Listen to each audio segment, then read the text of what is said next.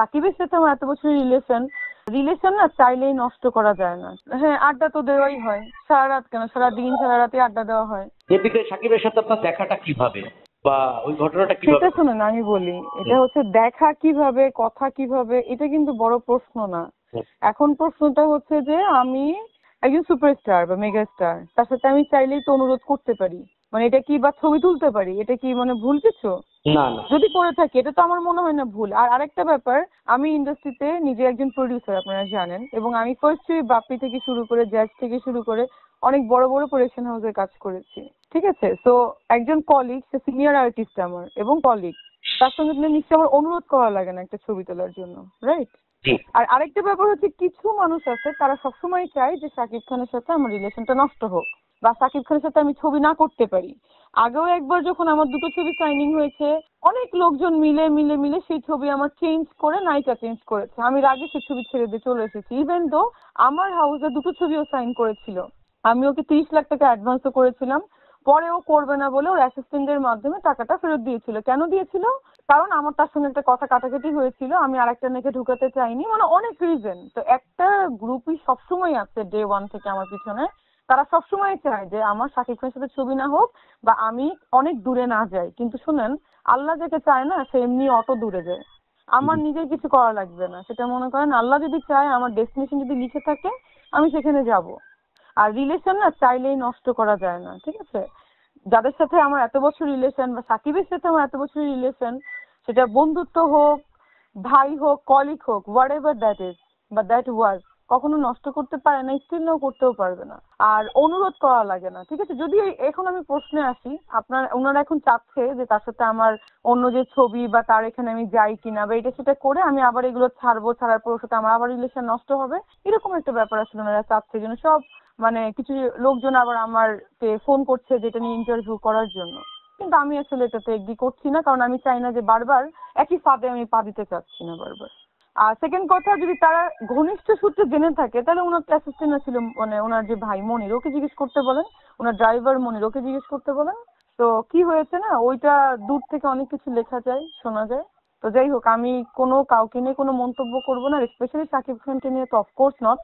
আগে একবারও কিন্তু আমি আপনাদেরকে ইন্টারভিউ দিয়েছিলাম, সুন্দর করে আপনারা চেয়েছিলেন, বাট কিছু অনলাইন বা কিছু মানে এস্টাবলিশড মিডিয়া হচ্ছে, তারা লিখেছিল আমি নাকি শাকিব খানকে অশিক্ষিত বলেছি।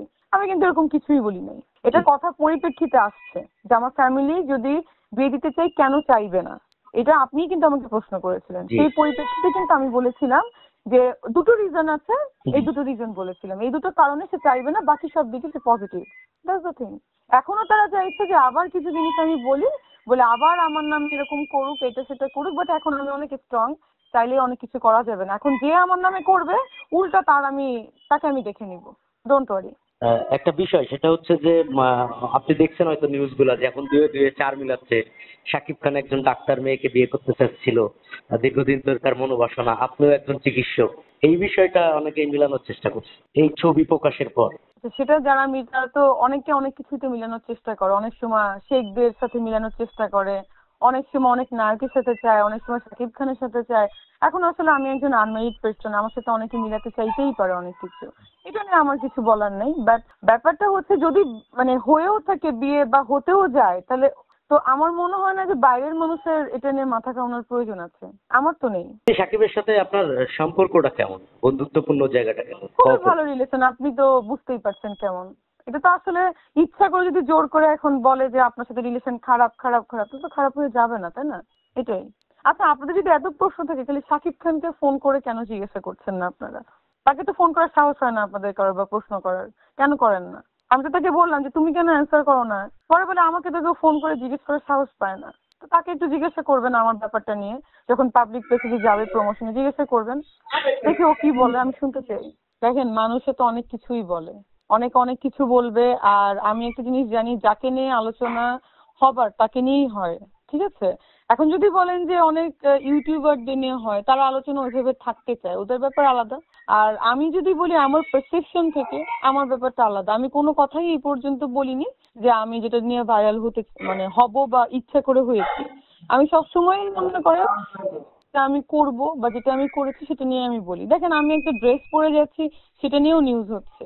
তা আমি তো ড্রেসটা ওই জন্য পরে যাচ্ছি না যে আমাকে নিয়ে নিউজ হও, আমি তো এটা বলি নাই। এখন দর্শকের বা পাবলিকের ভালো লাগে আমাকে দেখতে বা আমাকে নিয়ে কথা বলতে, ভিউ হয় লোকজনের, এই যে সাংবাদিকরা বা ইউটিউবারদের ভিউ হচ্ছে আমাকে দিয়ে, খারাপ কি বলেন? আমার তো ভালো লাগছে, ঠিক আছে। আমি একটা কথা বলে, এই যে একজন দেখলাম স্ট্যাটাস দিল সুইট হ্যাভেন লিখে, তো ভালো কথা, আমার নাম সুইট হ্যাভেন আমি জানি এবং সবাই আমার ফ্রেন্ডরা বলে, উনি তো আবারও চাইছে আমার নাম নিয়ে বলতে, ওনার প্রবলেমই এইটা খোঁচাখুচি করা। তো আমি তো খোঁচাখুচি বা ডিজিটাল ঝগড়া এগুলো আমার ফ্যামিলির সঙ্গে যায় না। আমি একজন ডক্টর, তো আপনারা জানেন, চাইলেই আমাকে মনে করেন খেপায় দুই কথা বলা যাবে না। তো বলুক, মানে আমাকে তারা লিখলো যে আমি নাকি একটা ছবি দিয়েই মানে আলোচনা আসতে চাচ্ছি বা এসেছি। তা একটা ছবি দিয়ে যদি আমি আলোচনা আসতে পারি, তাহলে বলেন মানুষজন সিনেমা 10 কোটি টাকা সিনেমা করে আলোচনা আসতে পারতেছে না, আর আমি একটা ছবি জাস্ট সেলফি দিয়ে আলোচনায় চলে আসি, তাহলে বুঝেন ব্যাপারটা।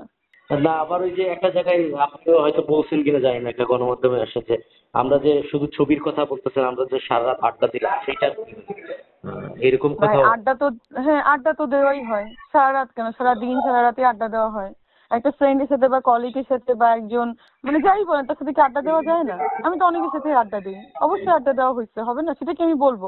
আচ্ছা এখন আমার বাসায় কি রান্না হয়েছে সেটা কি আমি আপনাদেরকে বলবো? জি না। আমি বুঝলাম না, এটা তো আমি বলতে পছন্দ করি না। যে করে বা যারা করে তাদেরকে বলেন। আমার বাসায় কি হচ্ছে বা আমার পার্সোনাল লাইফে কি, সেটা আমি কখনো এক্সপ্লোর করি না এই পর্যন্ত। এই জন্যই মানুষের এত কনফিউশন।